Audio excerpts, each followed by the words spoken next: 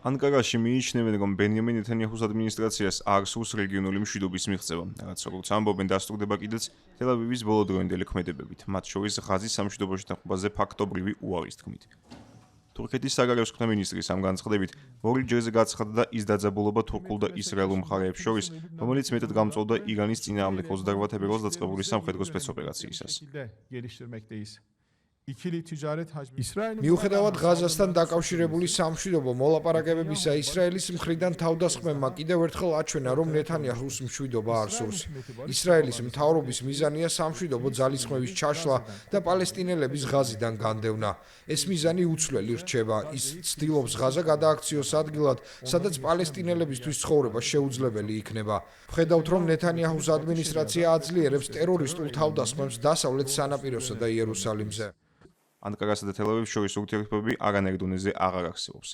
ერთ დროს პარტნიორმა თურქეთმა არა მხოლოდ შეწყვიტა საბაჭო და ეკონომიკური კავშირები ისრაელთან, არამედ აკრძალა მათი გემების პორტებში შესვლა და დაკეტა საჰაერო სივრცე ისრაელური ავიაციისთვის.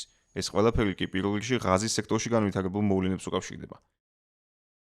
ბენიამინ ნეთანიაჰუს ხელისუფლება არაერთხელ და მწვავედ გააკრიტიკა თურქეთის პრეზიდენტმა რეჯეფ თაიფ ერდოღანმა, რომელიც ისრაელის პრემიერ-მინისტრს ომის დამნაშავედ მოიხსენიებს, ღაზაში გამოწვეულ მდგომარეობას კი მძიმე დანაშაულებად და ჰუმანიტარულ კატასტროფად აფასებს.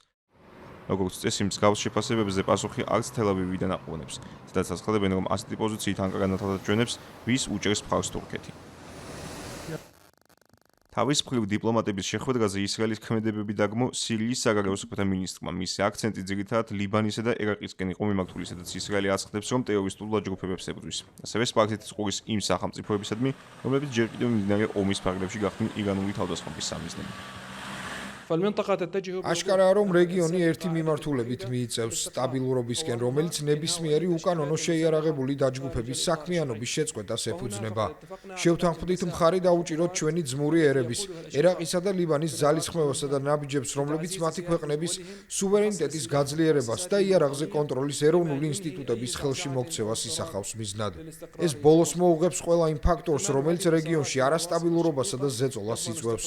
ამ პროცესების წარმატებით დასრულება სირიაში მიღწეულ პროგრესთან ერთად შექმნის მშვიდობის რეგიონულ ქსელს, რომელიც ჩვენს რეგიონს გაამყარებს და განვითარებისკენ და კეთილდღეობისკენ წაიყვანს. მკაცრად ვგმობთ ნებისმიერ თავდასხმასა თუ აგრესიის აქტს ჩვენი მოძმე სპარსეთის ყურის სახელმწიფოებისადმი. ამ კონფრონტაციისგან სპარსეთის ყურის ქვეყნების გათავისუფლება უპირველესი აუცილებლობაა, ხოლო მათი სტაბილურობა უმნიშვნელოვანესი საყრდენი რეგიონული უსაფრთხოების სისტემისთვის. სირიის საკითხი თურქეთისთვის არანაკლებ მნიშვნელოვანია, თუ არა ერთ-ერთი უპირატესი. ამის გამო ანკარასა და ვაშინგტონს შორის საკმაოდ რთული და ბევრისთვის ამოუხსნელი ურთიერთობები ნარჩუნდება. მხარეებს თან სტრატეგიული პარტნიორობა აკავშირებდა თან უთანხმოება ქურთული შეიარაღებული დაჯგუფებების მიმართ თეთრი სახლის პოლიტიკის გამო. ვაშინგტონისთვის თურქეთი ნატოს სტრატეგიული პარტნიორია, თუმცა ანკარას დამოუკიდებელი საგარეო პოლიტიკა ხშირად იწვევს უკმაყოფილებას. დაძაბულობა შტატებსა და ისრაელს შორის შესაძლოა წაადგეს თურქეთს, განსაკუთრებით იმ მოცემულობაში, როცა დონალდ ტრამპი ღაზაში ომის საბოლოო დასრულებისკენ მიისწრაფვის. 5 აგვისტოს ბენიამინ ნეთანიაჰუმ განაცხადა, რომ ისრაელის არმია არ დატოვებს ღაზის სექტორში მათ მიერ დაკავებულ პოზიციებს, ვიდრე ტერორისტული დაჯგუფება ჰამასის სრულად არ განიარაღდება.